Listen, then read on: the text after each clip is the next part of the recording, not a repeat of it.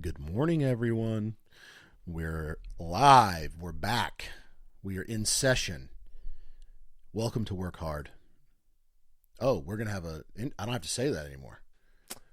Well, that depends on how quickly you get that mix together. Yeah, I guess that's true. I guess there's So you listening may or may not have heard an intro on top of this. Maybe. if you didn't hear an intro for this episode, you will hear an intro. Soon. Coming soon. Coming soon. You'll hear an intro, hopefully, if not this one, then the next one. I'm really going to try to get it edited up. We may, we can always change it later. So we may put one together, and then if we don't like it, we can change it. So I figured we would. Yeah. All podcasts do that. Yeah, that's true. TV shows, there's new seasons, there's a new intro. Yeah. Yada, yada, yada. Yeah, so yeah. Good point. nothing's stopping us from, or refining it anyway. Yeah. All right, dude. Welcome, everyone. We're glad you're here. It's a cool autumn morning. Yes. Bright sunshine. It's a beautiful morning. Crisp. Yeah. Crisp. It's an apple pie morning. Yep. And soup for dinner. You have something for us. Oh, yes. Curious George, everyone. I got rid of him.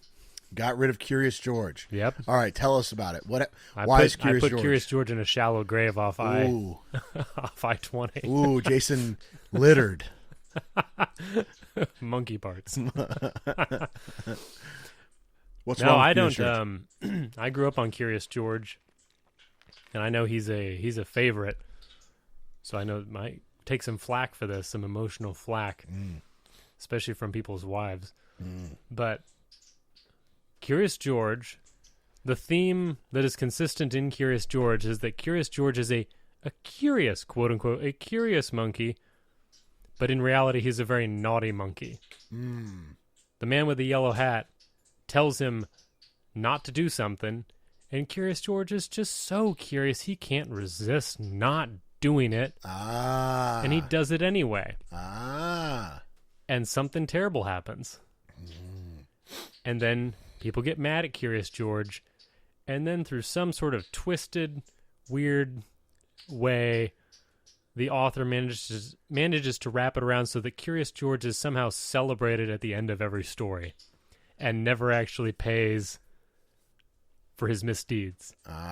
In one story, he dumps a whole soil load, messes with a dump truck in a park and dumps the whole soil load into the pond. But thankfully, it makes a little pond, it makes a little island for the ducks to live on. And so everyone's like, yay, Curious George. Yeah. You jacked around with heavy equipment when you weren't supposed to. Yeah, and wasted and it turned out, you wasted $1,000 worth of dirt. Yeah. Could have hurt somebody, but killed a lot of fish. Yeah. But at least the ducks have a place to land now. Yeah. Okay, I'm with you on that one. So that's why I eliminated Curious George from our children's library. I like it. So I think, and so this leads into a larger topic, is just there are classics, things you may have grown up with, and so you are nostalgic towards them, but it's important when you become a parent to reevaluate those and don't just go, one thing you and your spouse should not do is say, well, I did it as a kid, and therefore have no more discussion about it. Yeah.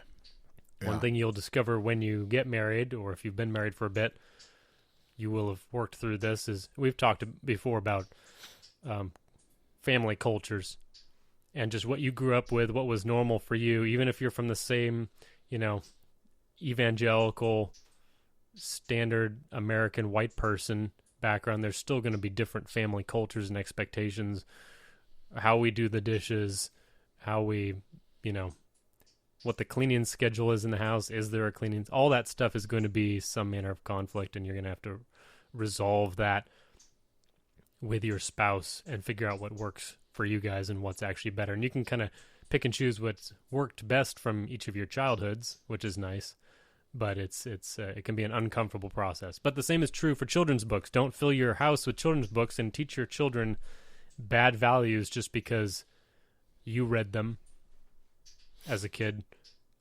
Make sure they're getting good stuff, nutrient-dense stories, and not just giving them the equivalent of, junk food stories. Yeah. Yeah. Yeah, exactly. Be mindful when you're picking out the books at the library.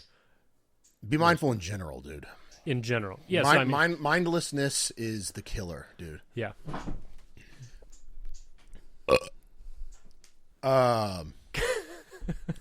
Just leaned right into that one. Yeah, had to. I also It's have coming. I have to fart. I've been eating chicken wings and drinking beer for 5 straight days. Oh my god. They're bad right now, dude. Emily almost threw up last night. I hit her with one and she gagged. Oh no. Yeah. Yeah. I walked in the door, hadn't seen my wife in 5 days. So I've been on a business trip. And I've been gone for 5 days. And I walked in the door, gave her a big hug, and just ripped one. Long hangover wing fart while embracing my wife. And she went, "Why? Why would you do that?" And then gagged.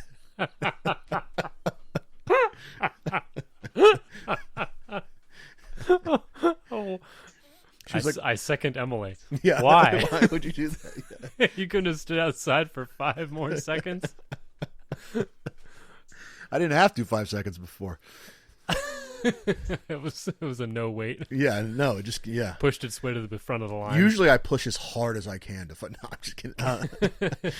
Yeah. So, yeah, I was in Salt Lake City, eating wings for every meal. Obviously, living on wings. yes, because I don't get to have wings all the time here, and I love them so much. So, I took every opportunity, dude. I went, "Where's the next pub?" "Oh, yes, they have chicken wings. Can't wait." "Where's the next pub?" "Oh, yes, they have chicken wings. Can't wait."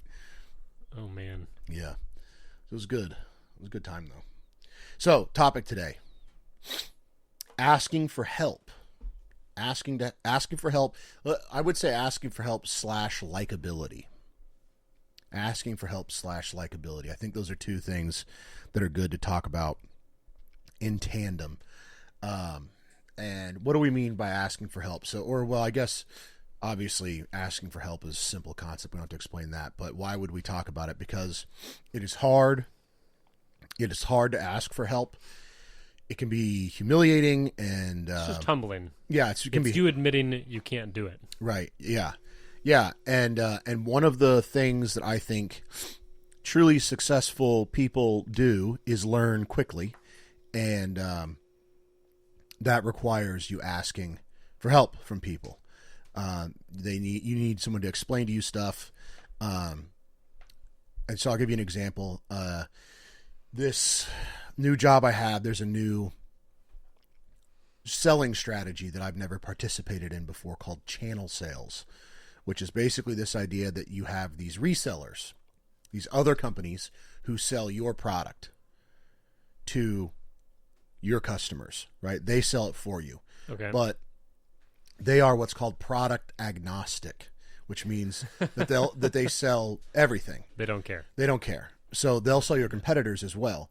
The advantage of that is that the customers view these guys as being independent third parties who don't really care and just want to help the customer get the best bang for their buck. Right. Okay. So that's their value add. Is that it's much easier for these guys to build relationships with the customer because they're viewed way less as like salespeople and more as like consultants and advisors. Right. Okay. So they're They'll tell you afforded straight up if they don't like this other product, or everyone's been complaining about X and really like to go with Y instead. right. So they'll Don't choose this model over here. right, exactly. So they are afforded much more trust, much deeper relationships with customers, Okay. and so that's a big part of the strategy in the technology world to sell through these channel partners, especially when you're like my company that's like the best one. Okay. So they're like, if we have good relationships with these channel partners, they're just going to recommend us because they like us. They get a good cut of the profit. We have good relationships with them, and we're the best. So it's just like kind of a no-brainer for them. So they'll, they just somebody starts coming in asking questions. "Oh, I need this. We don't know what to do over here." They go, "Well, we've got this great company that'll help you out. This product will do it." Yeah, let's get us all on a call." And then so they bring me in, and then it turns what it ends up happening once you nurture these relationships is you largely kind of the like selling part of doing my job goes away, and so Okay. I just end up being a sort of a good salesperson usually just ends up being like a play director. Okay. And the customer is the audience, and you just bring up people from your company to say what they need to say at the right time, different experts from inside your company. Okay. And then at the end, that's the play. And if the customer likes the play, they buy the product. And if they don't like the play you put on, they don't buy the product. So Okay. that's kind of what you end up being like as a good salesperson. So it just makes life way easier to have these channel partners, because you don't have to cold call anymore. You're not having to, you still do field events, like go out and take customers to games and all kinds of stuff. But it just really, you just multiply yourself. You've got all these little yous out there going around finding people to sell to. So, Okay. so that's the channel thing. A little bit, maybe that's boring, maybe that's interesting. I don't know, but I'm gonna say middle. middle. So. Okay, all right, we're podcasting. Um, anyways, I've never done that before, Okay. so I don't know anything about it. I don't know who these partners are. I don't know how to reach them. I don't know how do you make friends with them. I've never done it. I have no idea. What do they like? Yeah, what do they like? Long walks on the beach? Yeah, beer. Do they like? Do I go take them to coffee or steak dinner? Like, what do I do? Yeah. And so I was so my dad works at the company. Jason knows that. I don't know if you guys know that. So I pulled my inside sales rep and called my dad. So I pulled my inside sales rep into a meeting, called my dad. I was like, hey, we need to figure it. Neither of us have done channel before. My inside sales rep is new. And so she's never, whatever, it doesn't matter. But, so I'm like, this is what we do, whatever. And my dad kind of walked us through it on a high level, and then was like, yeah, you need to go talk to this guy, Jim. And I was like, okay, cool. I'll talk to Jim. And very nerve-wracking, right? Jim's a senior guy there. He's highfalutin, very successful, very well liked. I'm going to have to probably ask him, like, in front of people, like, hey, Jim, I don't know what's going on. So we slide the door open to the thingy. I walk out of the conference room, and Jim is just standing there, just right next to the conference door, talking to people. And I was like, all right, well, no time like the present. no time like the present. And I did not want to do it. I was nervous about it. I didn't want to go try to talk to him. And so I just walked up to him. I just walked right up to him, and I looked at him, and he looked at me, and we just kind of stared at each other for a second. I didn't say anything, and I went, I need help. There you go. Yeah. Ice broken. Yeah. I just went, That's the Band-Aid being ripped off. yeah. I went, I need help. And he started smiling and kind of giggling. And was like, all right, bud, what can I do for you? No, that's great. Yeah. And I was like, I have never worked channel before, because in the finance world, you can't do that. You got user privacy you have to worry about. And he was like, oh, okay, cool. And he was like, yeah. And he got super enthusiastic and was like, oh, yeah, dude, okay, look, let's do this. We're going to do this, this, and this. I've got you in this territory. We're going to go over here. Let's set up a call between me, you, and your inside sales rep tomorrow. We'll just talk high level for 30 minutes, and then we'll get these kind of action items in play and whatever. And so then Jim just like took it and did this whole thing. And then the next day we sat down, and he just like laid out everything for me and was like, this is what you're going to do. I'm going to go find these like happy hours and events you can attend. I'll find the names of these reps. I'll find the good partners in these areas, and then I'll just give them to you. I'll introduce you to them, and then you just become their friend. And then I'll walk you through like kind of how it's going to work when we start doing deals and stuff like that. Like, I'll hold your hand through it all. And I was like, bet, dude. Thank you. Bet. Yeah. So like this whole thing is like, it's going to like be very powerful in my career to have this guy being like, dude, I got you. Like, yeah, I'm going to, and he doesn't have to do it, by the way. He's not obligated. Yeah. He's not obligated to do that. He's not, I mean, it is kind of his job, but it really is not. He could make it hard for you. Yeah. He can make it hard for me. He could just say he's too busy. Are you a threat to him? In no way. No. No, I mean, your position, could it ever take away from his? No. Okay. No. In fact, it does. He has a number that he has to hit. Like, I have a number that I have to hit, but if I close stuff through the channel, it counts towards his number. So it's actually beneficial to him. Oh, okay. But in the sales world, and this may be just true in general, but if you don't, like, there's a guy on my team right now he hasn't closed anything this year. Actually, no, he's closed one deal. And he should be at like 12 deals at this point. Yeah. And I was talking to my boss about him, and he was like, the reason why this guy closes nothing is because he talks to no one inside the company. Like, he does not come and ask for help. Okay. And nobody cares. Like, they let him do that. they just let him do it. They're not going to go seek him out of their way. Yeah. This goes back to, we've talked about this before, at least a couple of times, about seeking out skilled people. Yeah. Either at your church or at your company. If there's somebody who knows something or knows how to do something that you want to know how to do, you've got to go talk to them. Yeah. And yeah, it's intimidating, like Ethan was saying, going and walking up to this high-level guy. And it could even be at, a more basic level, starter job. You're working at Burger King, and you're like, I don't know how to make a Whopper. Yeah. Yeah. Sorry, I'm new at this, or whatever. Yeah. But if you just admit that you don't know it and ask for it, any reasonable management or supervisor person will go, well, I'm sure glad they didn't just continue fudging along and screwing up thousands of Whoppers, right, and making lots of customer complaints. I'm glad they came and asked. Right. It fails if you then continue to mess things up after that. You've been told and trained on it, and then you mess up, then you have a different issue. But asking for help and humbling yourself and acknowledging out loud that you don't know how to do something isn't weakness. It might be to some people, the macho people, that would be considered weakness because you're not supposed to show any weakness. But those people are full of hot air anyway. Right. Those people, you got to realize those people who don't ever show any weakness are very vulnerable, and it's all a big front. Right. And they're a big, fat, puffed up hot air balloon, and if you poke a hole in them, they're going to deflate really quickly. Yeah. They're if very you know scared. where to poke the needle. Yeah, exactly. Yeah, they're very scared. They'll guard against that needle really hard. Yeah.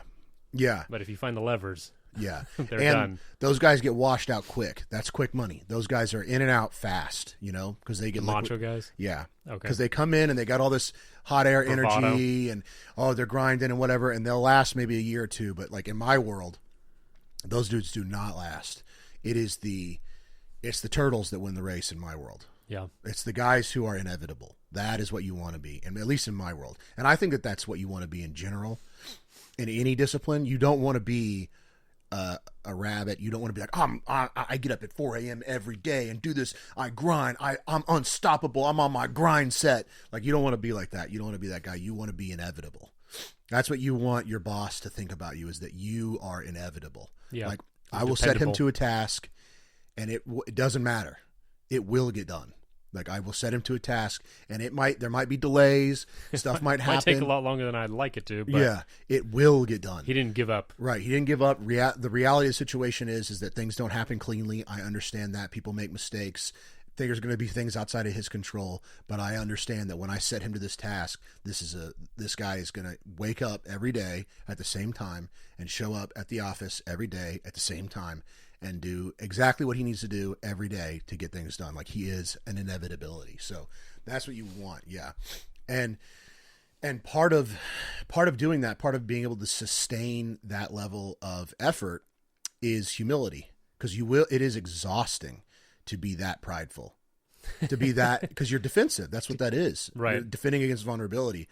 So it's because I used to be like that. Yeah. Like, that's how I used to be. I used to be Mr. Like, I'm the man. Right. I'm the hot shot. I'm going to come in and outwork everybody, and I can do that. Like, that's what I used to be like. And I burn yourself out. Yeah. And you burn yourself out quick in like 6 months. And I couldn't ask for help. I couldn't ask for help because I was Mr. Hotshot, know-it-all, do everything perfect every time. So that persona's not allowed to ask for help because that's a display of weakness. Mm-hmm. Right. And so I'd get myself backed into these corners, and I'd have to get to a place where I'd like try to ask for help, but I can't. I have to do it in a weird way where I can't admit that I don't know how to do it, but I still, for some reason, need your help doing it. Yeah, Sherry told me that I need to bring you in on this, and exactly, yeah. And, my last job, like a lot of that, like a lot of like, my last job, we did it this way, and it's a little different here, whatever. I did it great over there. I killed that over there. But this program, they just didn't, yeah, it's just train me on it or anything. Yeah, so. yeah, yeah, exactly. And I don't have the time. Yeah, that's another one. I don't have the time. I'm too important. Too busy with my grind. Yeah, too busy with my grind. Too busy going to the bathroom and crying. That's what I used to do. That's not a joke. How funny is that, dude? I'd show up at work, dressed well, good, nice shoes on, the watch, looking. I'm Mr. Salesman. You all suck. And Yeah, then like go to the exactly. bathroom. Yeah. Like, Literally go to the bathroom and be like, Lord, why don't do this to me, please? I wanted anything else. Yeah, dude. Yeah. Why am I this way? Yeah. Yeah. So also, yeah, that's another point. Those big macho guys that you think are the high performers at work that are like always like, I don't care, I'm the man. Those guys are going to the bathroom and crying. That's literally what's happening to them. So, That's horribly sad. yeah, it is. Dude. And let me tell you, it's not a good place to be. You do not want to be there. You do not want to be Oh there. man. But it also like if you are that way, if you have like my type of personality where you are prone to Well, there's hope because Ethan, yeah. do you go to the bathroom and cry anymore at work? Nope. Oh, there you go. Yep. Now I'm quite happy. He's leveled out a bit. Yep, leveled out a lot, and it was that going to the bathroom and crying and stuff that leveled me out. You know, Yeah. it was the Lord shaping me. Just breaking you. Yeah, exactly. It's exactly what it was, and breaking me in my pride. So if you are a person that's like me that is prone to like extreme levels of pride, like delusions of grandeur and stuff, then those moments are good. They're really, really good for you, and getting washed out is really good for you. So, because it will form you. So yeah, so don't if you are that way, I know we're trashing you right now if you are that way, but it's okay. You're going to be fine. You're going to have a couple situations that are going to humble you, and you'll come out the other end of that willing to ask for help. As long as you don't give up, don't give up mentally. That's all this stuff. Everything we always say is backed by this concept of like, don't give up. As long as you don't give up, you'll come out the other end better and stronger. So, yeah, just don't give up and you'll be fine. And so asking for help. But I think the other side of this asking for help coin is likability. Because when you ask people for help, you want them to say yes. And why would they say yes? Because they like you.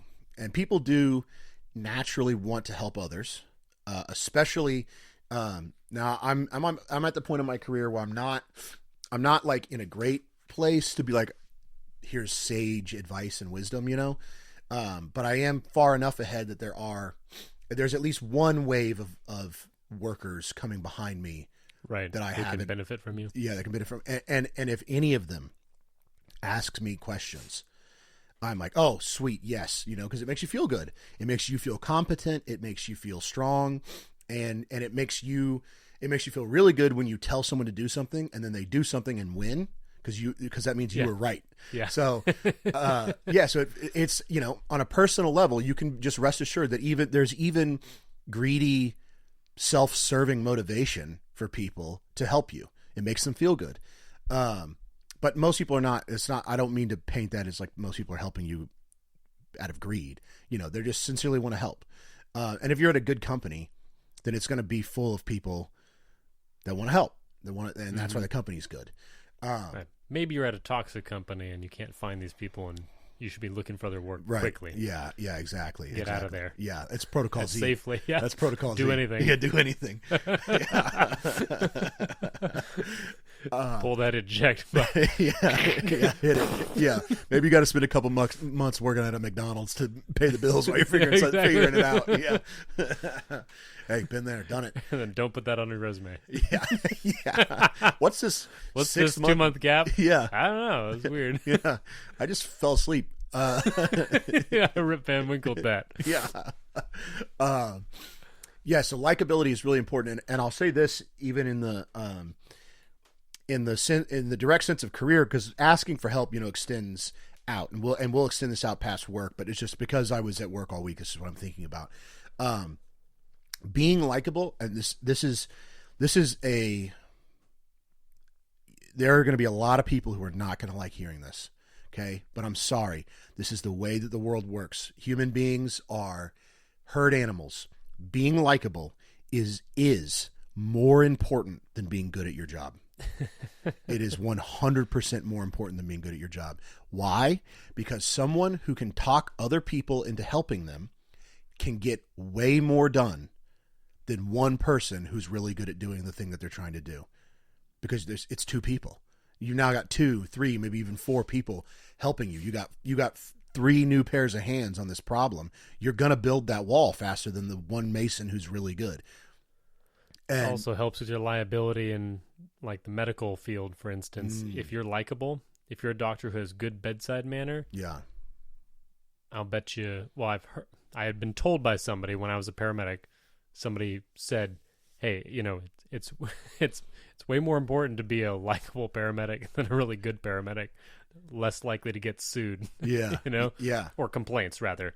Paramedics don't really get sued okay, very much.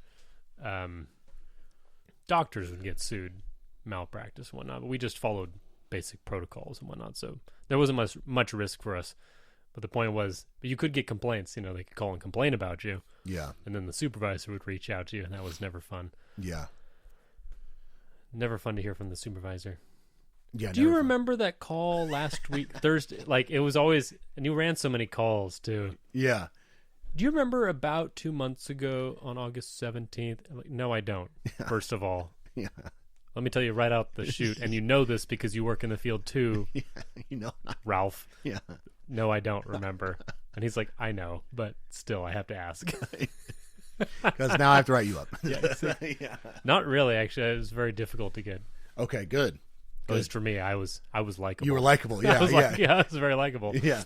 Yeah. So people just, and that's true. People just, so you mess up and you apologize. So that's the other thing is, if it's something you need to apologize for, like I missed an IV 3 times on you. Yeah. I'm really sorry about that. Yeah. Yeah. Yeah. And so that, don't make tons of, you can make some excuses, but don't make it all excuses. Right. Yeah. So I got to spend a lot of time with my boss this week. My boss is really very smart. And he's like 35, makes $1 million a year, owns a couple businesses that I cannot say the name of because they're actually well known. And so he like runs these businesses and works this job full time. He's on the road like 220 days out of the year. He doesn't have kids, so he just okay. doesn't I was matter. Say. Yeah, he's a young guy, no kids. Is he married? No, he's got a girlfriend, but that's like, they just started dating. So yeah. So listen, it won't last. Yeah, his personal life is in shambles. Yeah, I should say maybe there's just nothing there, not even a foundation. Yeah, I just don't know that he cares even, He's just so he's a workaholic. Yeah, so focused on work. Yeah, I mean, whatever. If that's the engineer who did the design for my house was like that. Okay. I guess longtime girlfriend, but yeah, just working with his company and doing other stuff on the side. Yeah. But anyways, very successful guy is the point that I'm saying. He knows how to win when it comes to career development. And we were going out, and we went out every night that we were there. And a lot of people, they either wouldn't come out or they would come out one night and then go home early or, whatever. They just wouldn't stick with the squad. And I was there every night, all night. I was one of the last people to leave every night. Okay. And he was this only work people you were with, or was it also no customers, just okay. work people? Yeah, just coworkers. So the point of this was just training. Okay, training, and then we had. But they had the option to leave early or not come out. Yeah, because it's nighttime. We're going. It's after hours. Training's done. Everybody. Oh, it's not okay. So this part was not training. Right. This is social. Okay. This is all social. So it's like everybody goes in. Building time. Right. It's relationship building. Right. Exactly. And so I was networking. Yeah. What is it? The '90s term. I mean, people still use it. They love it. It's a great term. Yeah. Just not if you say it out loud. I'm networking. Yeah, I'm networking. Shut up, Mark. Get out of here. We all say it so much. Take your alcoholic cider and leave. Yeah. But we were walking from one bar to the next, and he was like, "This is really good that you're doing this, by the way." He's like, I really am impressed that you're sticking. He's like, "I know that this is making you tired, and I know we have to be in the office at 8 a.m. and it's 1 a.m. already." And he was like, he was like, "You are going to make friends that will benefit your will career. benefit your career greatly. And because I was there and he saw me putting in that effort, he would like grab me and pull me pull you over. over and say, this is so and so. You need to talk to him about whatever, and he'd like introduce me, and I'd make some jokes, and so I got like I did get kind of automatically adopted into the like core group of guys because my dad is so well respected, and right. So like there's like a core group of guys, they all golf together every year, and they're always talking. So I got kind of. Was your dad on this or no? No, he wasn't there, but okay. They were there, and so I kind of got to cheat a little bit. I didn't have to prove myself as much, but once you're in there, you have to not screw it up. Otherwise, you're then just the so-and-so's douchebag son. Exactly, yeah. And so, I mean, it's just little stuff. You got to be likable. Like, I met this one, he's a senior rep, right? So I'm what's called like mid-enterprise, what you consider. So I take care of all the companies that are up to $2 billion a year in annual revenue. Okay. And then he takes everything above that. Gotcha. And we have the same territory, so it's in the same geographic area. So he's like, your dad does? No, this is just another your guy. boss. Oh, a different guy. Yeah, my dad isn't. He's not a territory guy. He's got named accounts. So he takes care. They gave him customers, and he goes to them and just deals with them. Gotcha. But this guy, the senior rep, that's above me. My boss like, hey, you need to get in with him because he just by the nature of his existence, he's gonna meet a lot of people out there that are gonna be in your accounts. Right. So he's going to redirect them. Yeah, redirect them to you. And he's been in your position. He's been at the company for 14 years. Like, he knows everything about the company. He's a great resource. He does everything right. He's a phenomenal rep. Like, you need to be a barnacle to that guy. And so I talked to him a lot, and like, I actually can't tell you the nickname that he gave me because it's my last name. So, but he gave me this nickname that was like very gay. And I was like, awesome. I was not doing any smack talking back to him, anything like that. And, but I was just, whenever we would call, I'd be like, dude, please, any other name. That's what I'd say. I was like, you can name me any, please do not get that started. He started laughing and stuff and keep saying it over, and we'd laugh for a minute or whatever. But I didn't fire back at all. And then we got to the bars and stuff, hanging out outside the office. And he was giving me a ribbing again. But then we were sitting down. He and I were just sitting down next to each other, and he leaned over and was like, "Hey, man, I'm just messing with you."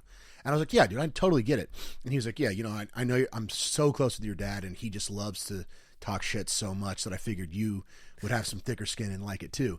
And I went, so I hadn't talked smack to him yet. Yeah. And I went, "Yeah." I said, "Yeah, I do. I definitely have thicker skin. So when some fucking old guy comes to me and starts calling me a gay ass nickname, outside I'll stay poised and reserved, but on the inside I'll go, I'm gonna fucking get him one day. I'm gonna be patient. I'm gonna take his job. I'm gonna get him fired." And he started laughing so hard. I was like, you come alive. And yeah. And so you got him. Yeah, so I got him, and yeah, and so now that was the invitation. I thought his son would have thicker skin. Yeah, that is yeah. You're like, game on. Yeah, I was like, okay, baby. So the gloves are off. Yeah. And so that was like the next day. He hadn't really talked to me at all.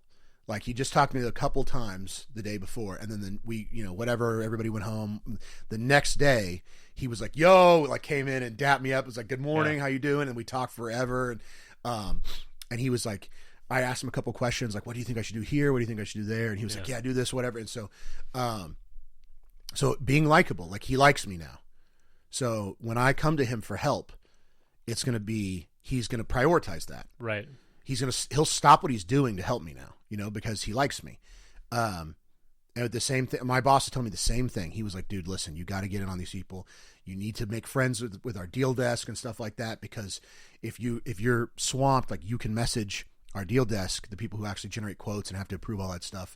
Like, you could message them, and there's like 100 quotes today that these guys have to work through and get out. Huge line. You're not going to get done today, but you really need it. You can message one of them directly, one that likes you, one that you know, and say, "Hey, I'm so sorry. I got to get this out today. Like, the customer, I overpromised, and I'm scared I'm going to have to underdeliver. Can you bail me out?" Yeah. And they will push everyone else's stuff aside and do yours first, so that you're out of your situation for you, because they like you. Right. So It is extremely important to be likable. And I think that precedes even this, like, asking for help. Because if you're a weird dork and that no one likes, and then you come to somebody and you're like, hey, can I have some, I don't know how to do this. I need you. By weird dork, you mean someone who's unlikable, not someone who is, because you like dorks. Yeah, I love dorks. Yes. Like dorks can be very likable. Yeah, the dorks can be. Dork is not an unlikable thing. Right, it's not an unlikable. Yeah, that's true. Yeah, so. There's a if you're an awkward person, you can be very affectionately thought of by a lot of people. That's very true. Yes. So like they can be like, oh yeah, so and so kind of awkward, but yeah, love that guy. Yeah, great guy. Great guy. Yeah, good heart. Yeah. Yeah. Yeah. Absolutely. Very kind. Yeah. Yeah. Yeah, for sure. So yeah, being likable, I think, precedes the asking for help, because if you, anyway. Go ahead. Okay. I got something. All right. If you just it's just, if no one likes you, then when you finally work up the courage to ask for help, no one's going to help you. They're going to come up with some excuse. Ah, crap. Yeah, man, I'm sorry. I got to go do this thing over here, whatever, blah, blah, blah. But if everybody likes you, they will stop what they are doing to help you. And they will be relentless in that pursuit to do anything for you. What you got? Oh. It reminds me of being likable or getting in with,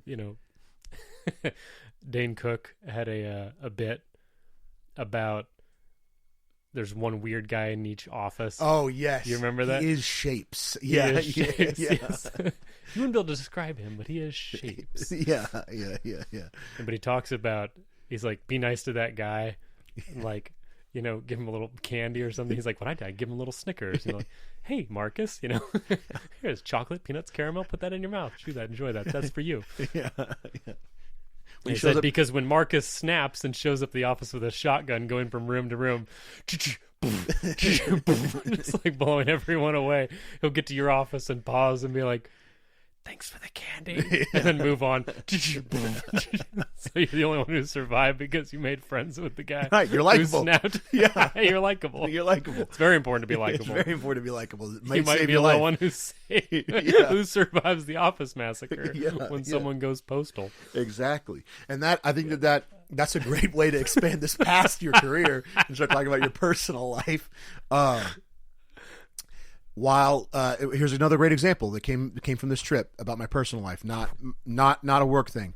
While I was gone, my wife got in a car accident this week, and thank goodness it wasn't serious. Everybody was okay, but it totaled my truck. And it was right by my parents' house, so I was able to call them. They got up there. Oh, was it? Yeah. It was like 20 minutes away from my parents' house, so they got up there quick. I think they were there before the cops were. But I could have called you. I could have called any of the brothers. Could have called many people from church. And I know that somebody would have stopped what they were doing, gotten in the car, and gone over there, to just be a masculine presence for my wife, to talk to the cops, to talk to the people that she hit, to talk to, whatever, to just run interference for her and help her figure out what to do. And I know that that's true because we all like each other. We're all likable. We've formed a bond. And so it's bigger than just your career. Like if you need to ask for help in your life, your car breaks down, you need a ride to work. You want to go talk to a girl, but you're a little nervous about it.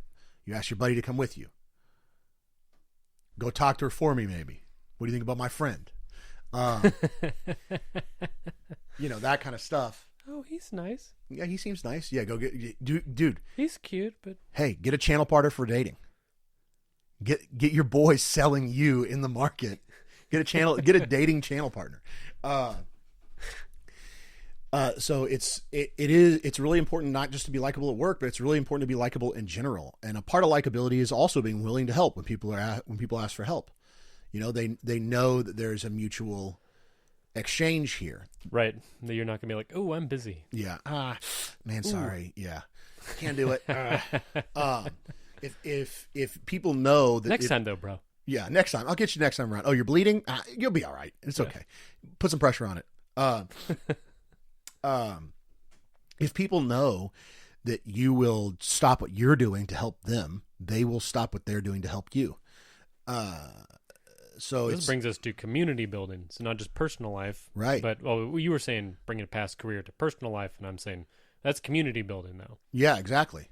Yeah, it is. Don't be the guy at Ethan's job who never talks to anyone in the company. Right. That's the guy on the outside of the village that if he gets picked off by wolves, no one will even notice. Yeah, no one will notice. Anyone seen Marcus in the last 6 months? I heard some screaming. Yeah. Yeah. You go out to the farm, you're like, oh, He's dead. he's dead. Look, his skeleton. There's not very much of him left. Yeah.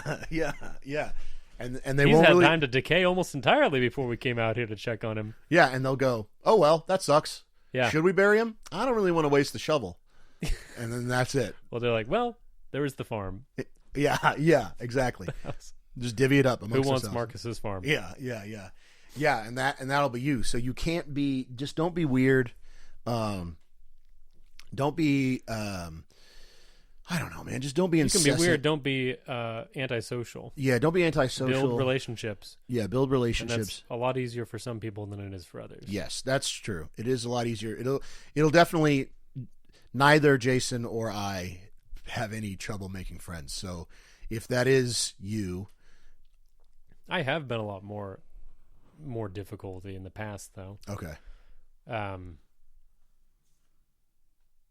No, I was very quiet. Like in middle, I was more on the outside of the groups. Yeah. I think I wanted to be. I was peripheral. Yeah. Yeah. I don't know exactly how I was viewed. Yeah. I would be very curious to know how I was viewed by the other kids in my class when I went to private school. Yeah. I was mostly homeschooled, but I was private school for a bit, for 4 years. Yeah. I wasn't viewed negatively. I know one guy always borrowed pencils and paper off me, but that might just be like, hey, the nerd always has pencils and paper, and I'm too cool to ever remember a pencil. Yeah. Aaron. I never had a pencil. I never had anything. So you were bro. the Aaron? I never had anything, bro. I didn't have a backpack. Yeah. I just come to school.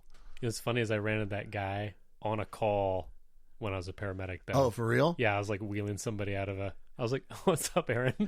Nice. That must have been sick. Yeah, it was cool to see him. I was like, Yeah. sorry I can't talk, but Yeah. Sorry. see you, man. I'm a first responder. I'm literally a hero. I'm very busy. Yeah. Sorry. I'm busy saving someone's life. Yeah. From diarrhea, probably. Yeah. Not as glamorous as you would think. No, not so much. You're a hero for going into the diarrhea reeking apartment, and that's about it. Damn, dude, that's so disgusting. Oh, man, that sucks. Oh, boy. When someone's dragged themselves around on the floor doing it for a while. Oh, my goodness. Oh, it's so disgusting. You see these boots? I re-glued my boots together, but these are the boots that have seen it all. Oh, really? Those are the Those are the caca ones. boots? They're the everything you can think of that comes out of a human body boot. Damn, that is nasty. They've been well disgusting. cleaned since then. Oh, my goodness. Oh, what a job. Did I ever tell you that I started going to school to be a EMT? Did you? Yeah. And then I realized that I was like, the first time I see a dead kid, I'm going to kill myself. I can't do that. That's just not.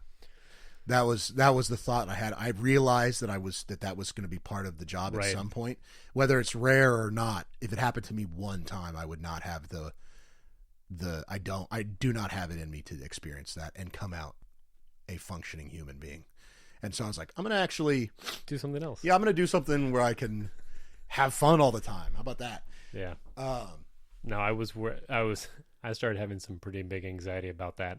It happened to me twice, but I had some pretty big anxiety on the exit side. The last couple of months I was there, when I was just waiting to get out, Yeah. I was waiting for the paperwork to close, the inspection to happen Yeah. on our house here, so Yeah. I could quit my job. Yeah. I was just waiting for that, and I kept on trying to get just interfacility transfer stuff, so I wouldn't have any dramatic or traumatic 911 stuff. Yeah. And they kept on pulling me to put me on, because I was a field training officer. Right. They didn't want to waste my pay on interfacility cars where brand new paramedics and EMTs could do it. Yeah.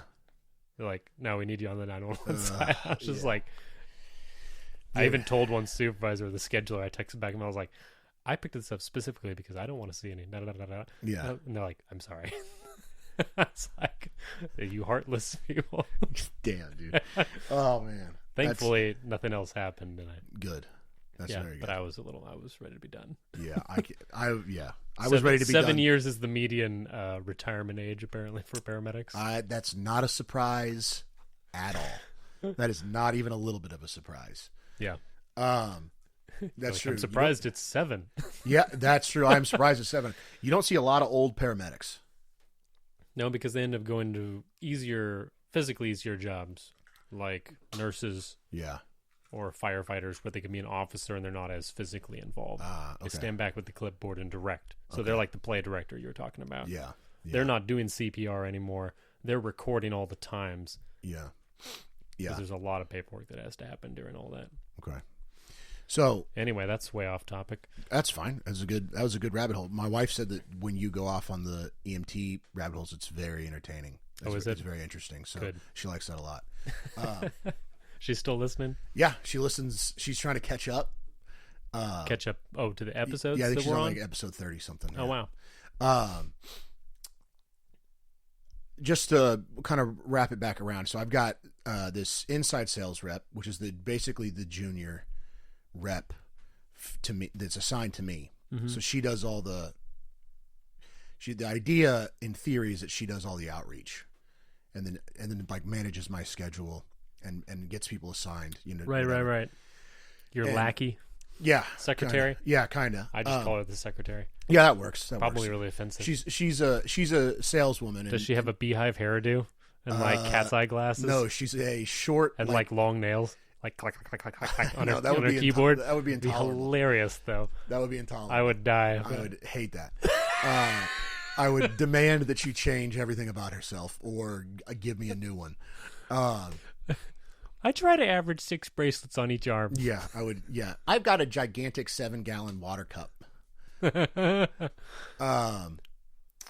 No, she is a short, kind of butterball-y, but still very pretty, ethnically ambiguous brown girl. Seems like she could be white. Also seems like she could be like, just like, got that Eastern European kind of brown. Okay. Tint. Yeah. Just lightly tinted. Yeah, but she's like she's really young. But anyways, that doesn't matter. The point is that she there are SDRs is what they're called. They're SDRs in our company who are not good. Who some of them are very full of themselves and think they're hot shot, very aloof, think they're the best, Macho. very macho. Cry in the bathroom. Yep, and then cry in the bathroom, which was me at one point. I was that SDR. And they don't work very well with their. Now I cry in my private executive bathroom. Yeah. Not in the public one with the peons. Yeah, exactly. Dude, my boss must have had to cry in the bath. The night one, we went to a steakhouse, and he paid $5,000 for dinner. What does that matter if you make $1 million a year? I'd like to know. It's just still think about that. $5,000 for dinner. How many people? It's probably 13 of us. 13 of them? Yeah. That's a high average. Yeah. Oh, my word. Yeah. And the food was not that good. What? It was at this dude, it was the weirdest steakhouse I've ever been to. It was so like Dallas fake rich. It was like you walk in, the music's like bung, bung, bung, unts, unts, unts, unts. There's literally a DJ at a steakhouse. We could barely hear each other talk. It looks like the Metropolitan Casino in Las Vegas. Like it looks like that. And there's like waiters all the time bringing out like plates with sparklers on them. And it's like loud and chaotic. There's a ton of very urban individuals like dressed in zebra print going, yeah, let's go. Doing that, like clap it like everywhere. So it was not. Who chose this place? Your he boss? Did. Yeah, he did. Did he walk in and go, crap? No, he knew what it was. He'd been there.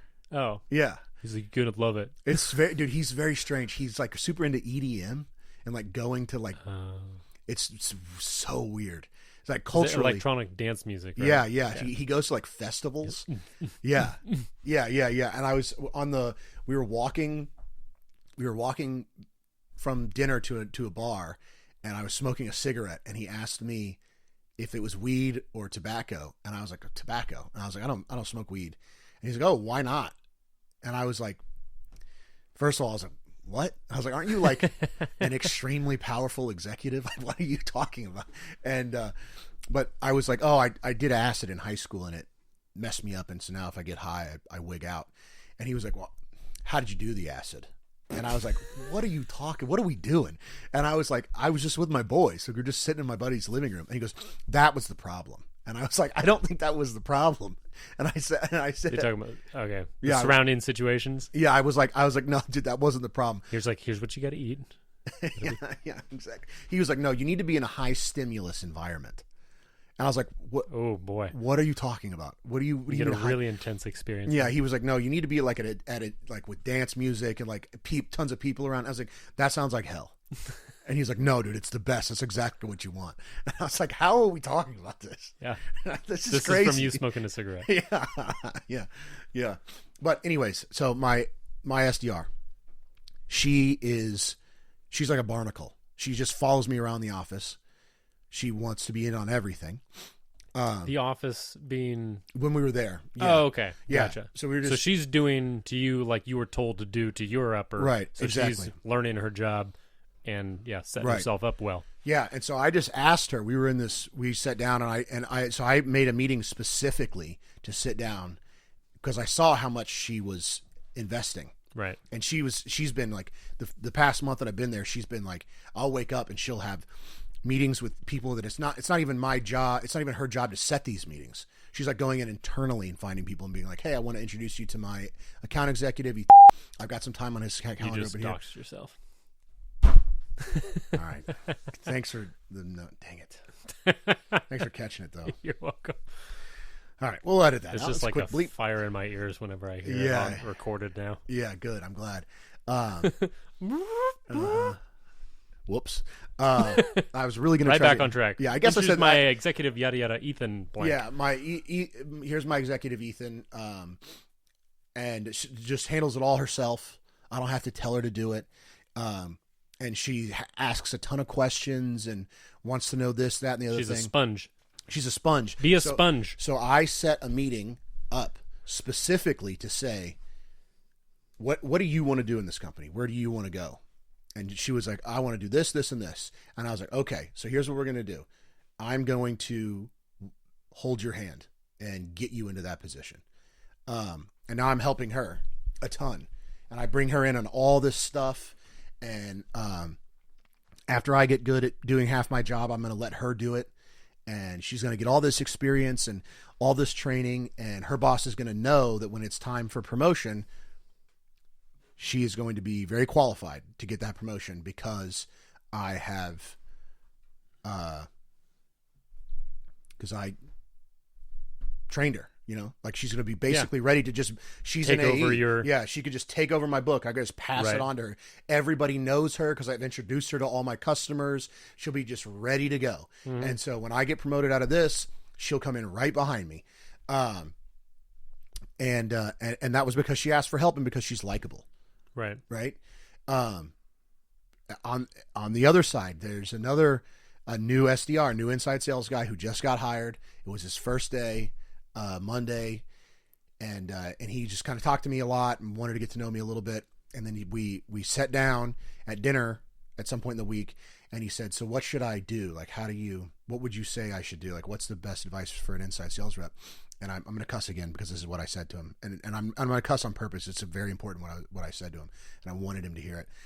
So I said, he said, what do I do? And I said, shut the up. Do not ever talk. If you have that in your head that you will never talk, you'll talk just enough. Do not ever talk. You get on the phone with customers, do not talk. They are going to talk. Let them talk. If you're in a social situation, do not talk. Shut up. Do not speak. And if you start getting nervous about the silence, doesn't matter. Sit there and be nervous.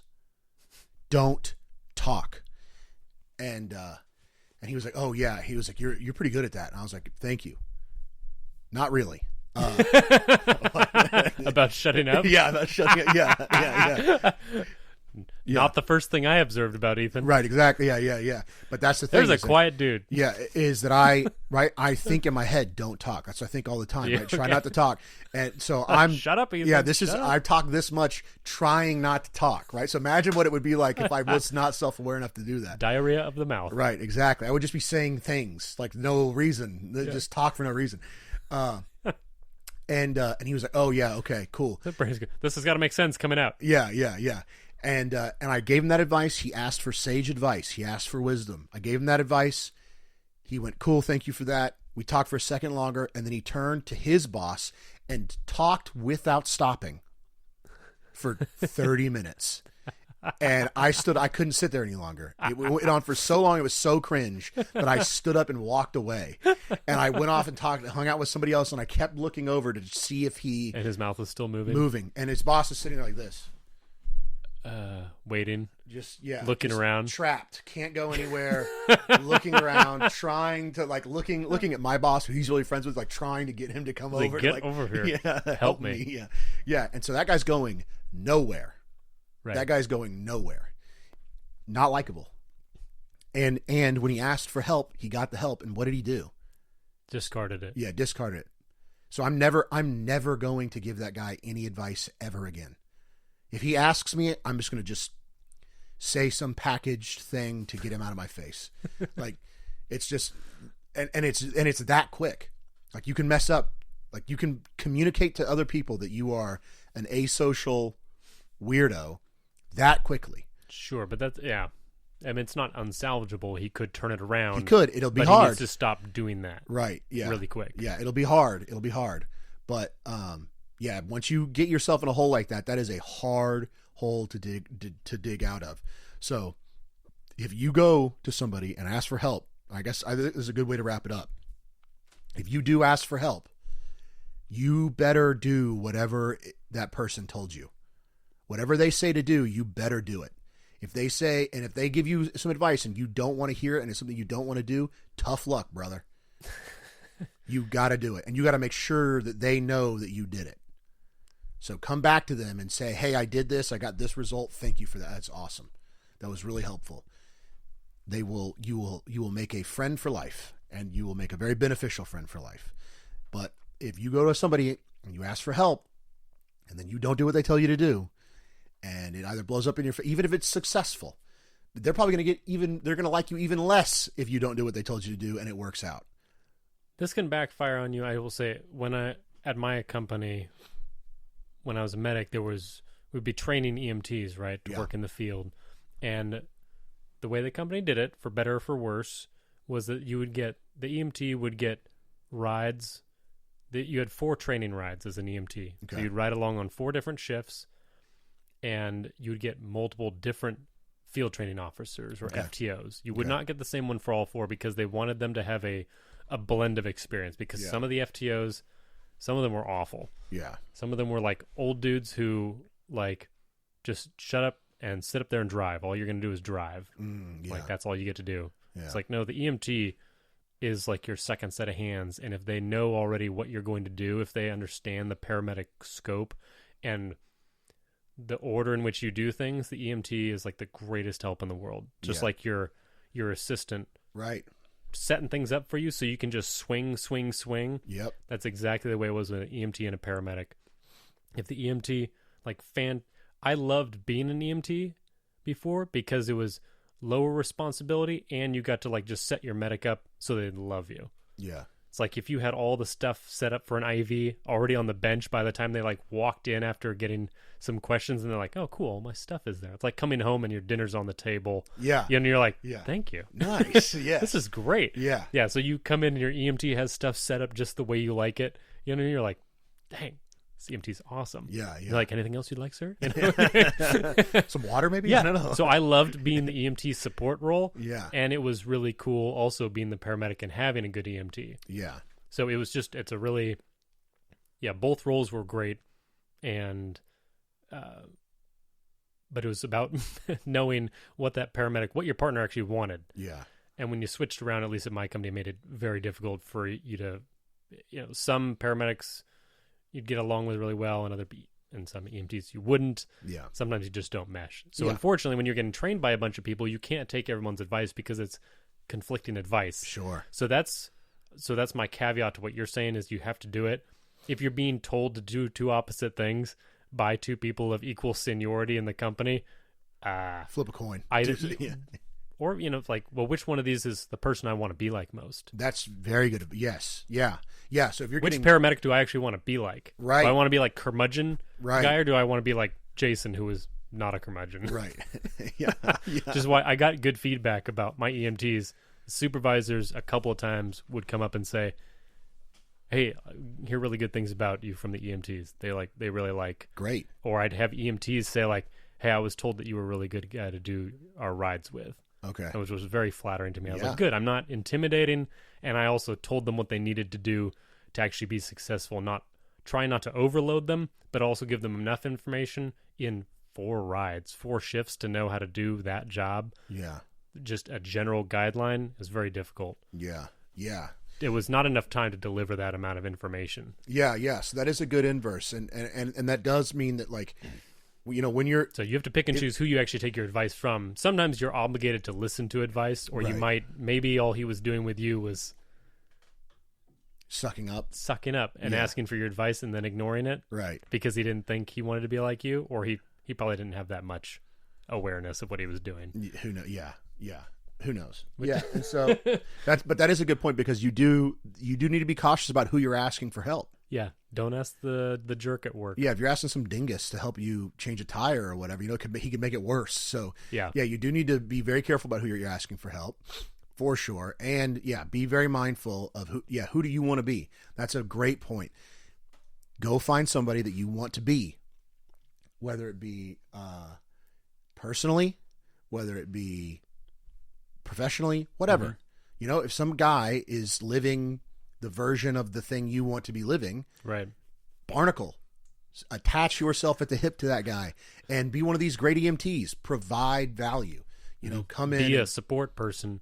bring in the coffee, go get the donuts. Make You want to sure be as if you are a literal second set of hands attached to them, to where they don't have to think, they just move in that direction, and there's the thing they wanted right there. right. Exactly. If you anticipate them properly, that's of enormous help and appreciation to, it's like in a surgery setting, the doctor's like, scalpel, and the scalp nurse already has the scalpel yeah, and is handing it to him by the time it comes out of his mouth. Right. Because she's watching, she knows what's happening next, and she goes, "Oh, I know he's going to need this forceps, scalpel, whatever, right.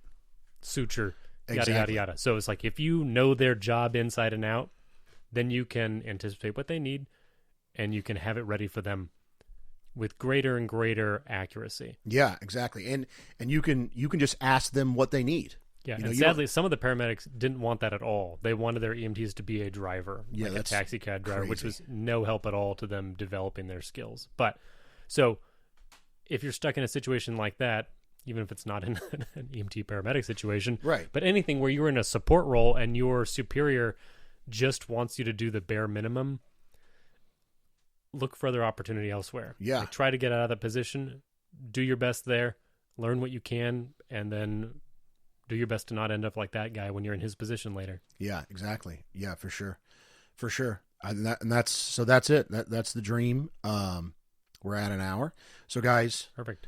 wrap it up. Listen, ask for help. I know it's scary. And I know it makes you feel weak, and you are vulnerable when you ask for help, but I promise you, if you just push through the discomfort and become okay with awkwardness, some of those conversations are going to be awkward.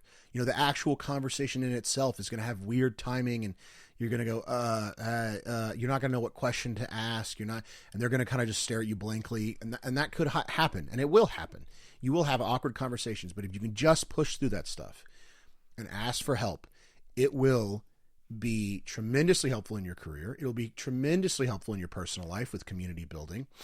And those are the people who win. Those are the people who win and are successful in life, are the people that have the humility to ask for help. It's just plain. There's no ifs, ands, or buts about it. It just is what it is. And if you're going to ask for help, which we've established that you should, you need to be likable so that when you ask for help, people want to help you. Mm-hmm. And that's it. Be careful with who you ask for help. Evaluate that on your own terms. Who lives the life I want to live? Okay, that's the guy I'm going to ask for help. So guys, there's the episode. We love you.